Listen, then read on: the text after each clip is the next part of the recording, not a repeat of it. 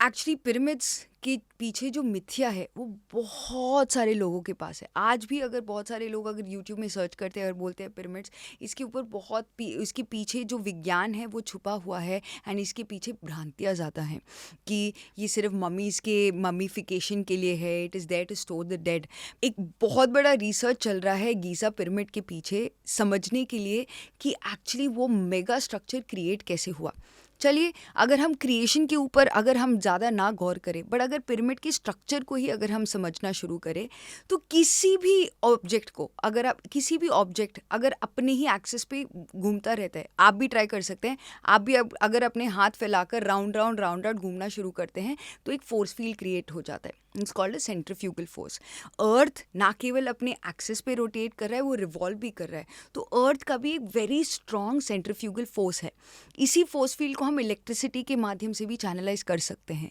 तो जब हम एक पिरामिड को ट्रू नॉर्थ के अलाइनमेंट में जब हम कंस्ट्रक्ट करते हैं in a square shape on a square base at a 51 degree 51 angle, ये जो सेंट्रीफ्यूगल फोर्स फील्ड जो अर्थ के एटमॉस्फेयर में है, ये इजीली उस फोर्स फील्ड को एक्सेस करता है, एंटीना बन जाता है। तो अगर आप पिरामिड का आकार देखेंगे, there is only one point of contact, एक सिंगल पॉइंट जो सबसे ज़्यादा सिंगल पॉइंट जो दिखता है विद द टॉप, एंड जो बेस है it's at an equal angle of 90 एक स्क्वायर का बेस है।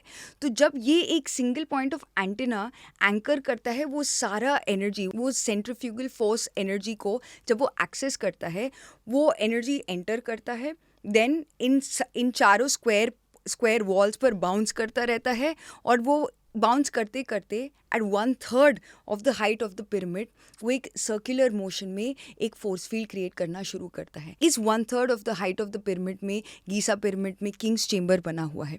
यही किंग्स चेंबर और क्वींस चेंबर के कॉन्सेप्ट को पीएसएसएम में भी लाया गया है। एट दिस हाइट कोई भी अगर ध्यान करता है, वो एक सेक्युलर एनर्जी है, एक फोर्स फील्ड है विच इज़ एब्सोल्युटली न्यूट्रल। आप एक ऑटोमेटिक एक थॉट फ्री स्टेट में पहुंच जाते हैं, because that energy is it's so dynamic. और ये एनर्जी दिखती नहीं है हमें हमारी आंखों में, ये हमारे ऑरिक फील्ड में, एक हमारे मेंटल स्पेस में, हमारे एस्ट्रल रेल में ये एनर्जी हम एक्सपीरियंस कर सकते हैं। तो इसके ऊपर रशिया ने बहुत सारे रिसर्च किए हैं, because this is clean energy, free energy, and बहुत सारे लोग इसको नहीं एक्सपीरियंस करना चाहते हैं, इसको बाहर ओपनली नहीं डिस्कस करना चाहते। तो रशिया में बहुत सारे रिसर्चेस किए हैं। वन पर्टिकुलरली मैं डेफिनेटली मेंशन करना चाहूँगी। तो रशिया की जेल्स में ये एक्सपेरिमेंट हुआ था टू अंडरस्टैंड द इफेक्ट कि अगर हम किसी भी ऑब्जेक्ट को पिरामिड के नीचे लगाते हैं, क्या उसका ऑरा भी, उसका एक एथरिक एनर्जी भी चेंज होता है, क्या हम एक greater compassion, love and humanity को हम उजागर कर सकते हैं करके। तो उन्होंने एक्सपेरिमेंट ऐसे किया था कि पिरामिड के नीचे जो सॉल्ट एंड पेपर यूज़ होता था प्रिजनर्स के खाने में, उन्होंने उसके अंदर स्टोर करके रखा था। तो उन्होंने एक्सपेरिमेंट ऐसे किया कि एक फोकस ग्रुप बना दिया जिसको वो स्टडी कर रहे थे, जिनको ये अलग सा जो नॉर्मल सॉल्ट एंड पेपर वाला खाना खिलाया जाता था, और कुछ प्रिजन्स में कुछ इंडिविजुअल्स को ऐसे खाना खिलाते थे जिसमें वो जो पिरामिड से एनर्जाइज्ड और सॉल्ट एंड पेपर है वो उनको खिलाते थे। This study was conducted over a period of 1 year. उन्होंने ये नोटिस किया, ये जो प्रिजनर्स थे जो एक्चुअली छूट के बाहर गए थे, उनका जो नज़रिया था, तरीका था लोगों को एड्रेस करने के लिए। ऑफ कोर्स प्रिजनर्स का जनरल नेचर ऐसे कहा जाता है, दे वेरी अग्रेसिव, या बहुत पश्चाताप रहता है, तो दे वेरी सैड, एक बहुत लो फ्रीक्वेंसी इमोशंस में रहते हैं। जो वापस गए सोसाइटी में, वो सब आदर्श नागरिक बन गए। जो अभी भी प्रिजन में सर्व कर रहे थे लाइफ इम्प्रिजनमेंट, या बहुत अभी भी उनका सेंटेंस चल रहा था उस 1 साल के बाद भी, वो बहुत ज़्यादा उनके नेचर में बदलाव आ गया। उन्होंने ये देखा कि ये सारे प्रिजनर्स अब ऑटोमेटिकली, जो लाइब्रेरी इतने सालों से कभी यूज़ ही नहीं हुआ था, ये लोग लाइब्रेरी जाके अपने ओन स्पिरिचुअल प्रैक्टिसेस में उन्होंने इन्हांस करना शुरू किया था विदाउट एनी एक्सटर्नल गाइडेंस। एक ही चीज़ उन्होंने चेंज किया था, और वो था जो सॉल्ट एंड पेपर पिरामिड के नीचे रखा हुआ था और उनके खाने में डाला गया था। तो अगर नमक और काली मिर्च को हम पिरामिड के नीचे चार्ज करके उसको हम कंज्यूम करके प्रिजनर्स जैसे लोगों के मानसिक स्थिति में बदलाव ला सकते हैं, जब हम एक ऑलरेडी कॉन्शियस माइंड से हम एक राइट और रॉन्ग, सही और गलत का नाप तोल करके कॉन्शियस इंसान जब पिरामिड के नीचे बैठ के ध्यान करता है, उसकी इफ़ेक्ट बहुत ज़्यादा है। ना केवल एक सेक्युलर एनर्जी, एक ऑरिक फील्ड में चेंज करता है, वो इवन लाइफ फोर्स को एनहांस करता है। तो बिल कैरल करके एक मास्टर है, उन्होंने रिसर्च किया था श्रिम्प्स पर। ये श्रिम्प्स यूजुअली सिर्फ 6 या 7 वीक्स तक ही सर्वाइव करती हैं, उनकी लाइफ स्पैन ही 6 या 7 वीक्स है। बट जब उन्होंने पिरामिड के नीचे इन्हीं श्रिम्प्स का कल्टिवेशन करना शुरू किया, they found that the shrimps are surviving for a year and size में भी वो बड़े होने लगे। तो एक बहुत deep change, cellular level change लेके आता है पिरामिड्स।